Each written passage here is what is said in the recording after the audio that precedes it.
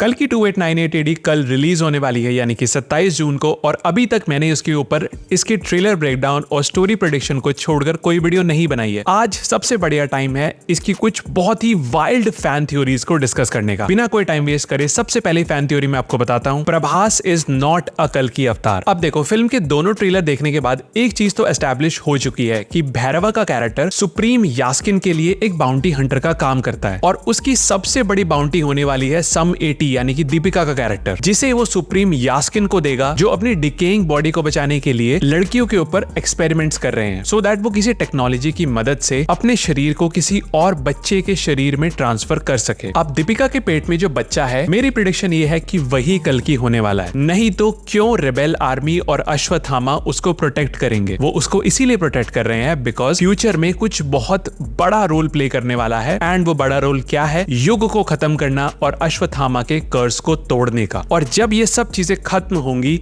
तो सुप्रीम यास्किन जो उन लोगों के ऊपर जुल्म कर रहा है वो भी खत्म हो जाएंगे। अब भैरवा का जो कैरेक्टर है वो एक इनोवेटर है और एक बाउंटी हंटर है, लेकिन असल में वो गलत लोगों की साइड पर है। लेकिन इन द एंड कुछ ऐसा हो सकता है, उसको कुछ ऐसी इंफॉर्मेशन मिलेगी जिससे उसका बहुत बढ़िया ट्रांसफॉर्मेशन होगा into a very good character. और वो कल्कि के पैदा होने के बाद उसके साथ एक मेंटोर की तरह रहेगा जब तक कि वो बड़ा नहीं हो जाता, इस दुनिया को समझ नहीं लेता, गलत और सही के बीच में फर्क नहीं कर लेता, जो फिल्म के सेकंड पार्ट में होने वाले और भी बड़े इवेंट्स को एस्टैब्लिश करेगा, और जिसकी मदद से यहाँ पर हमें किसी और बड़े एक्टर को इंट्रोड्यूस करना, इस यूनिवर्स में लेकर आना काफी आसान हो जाएगा। और इस तरीके से हाइप और होप दोनों ही बढ़ेंगे। अब देखो, हर किसी को लग रहा है कि प्रभास ही कल्कि अवतार है, बिकॉज ये इंडियन सिनेमा की हिस्ट्री है जहां पर हमें एक बहुत बड़ी हीरो फिगर चाहिए होती है जिसको हम फिल्म के टाइटल के साथ जस्टिफाई कर सके। बट आई थिंक ये थ्योरी बहुत गलत है, because this film is not just that. I think ये फिल्म प्रभास से भी बहुत ज्यादा बड़ी है। ये जो कॉन्सेप्ट है, दिस कॉन्सेप्ट इज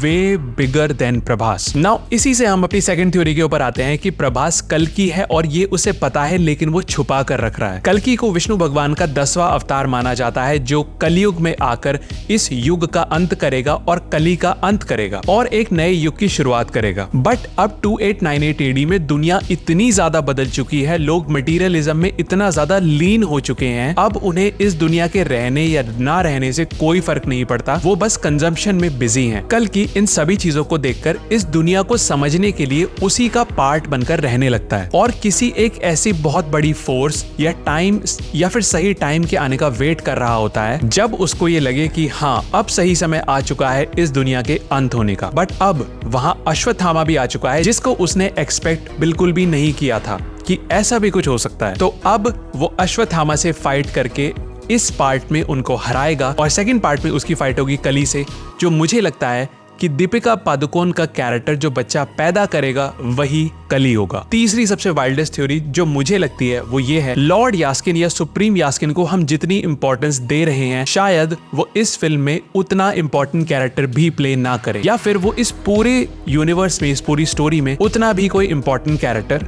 नहीं है। अब जैसा कि हमें दोनों ट्रेलर में दिखाया जाता है कि काशी नाम का एक शहर है, ये बताया जाता है कि इस दुनिया का आखिरी शहर है जहां पर सुप्रीम यास्किन राज करता है और वो बहुत सारे लोगों को परेशान करता है। लेकिन अब वो बहुत ज्यादा बूढ़ा हो चुका है और किसी ना किसी टेक्नोलॉजी की मदद से उसने अभी तक अपने शरीर को बचाए हुए रखा है, जो हम इस सेकंड ट्रेलर में देखते हैं कि जहां पर वो बैठा होता है उसके राइट और लेफ्ट साइड में कुछ बॉडीज रखी होती हैं।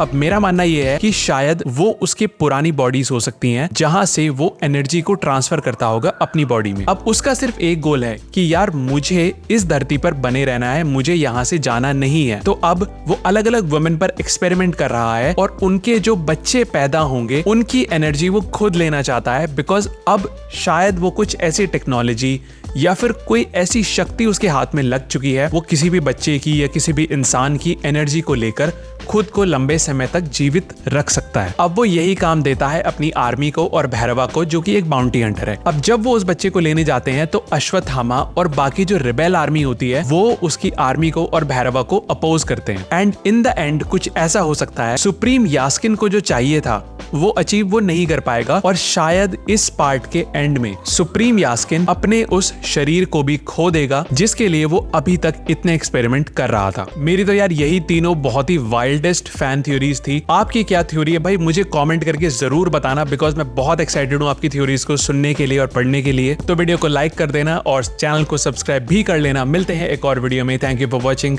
Bye bye.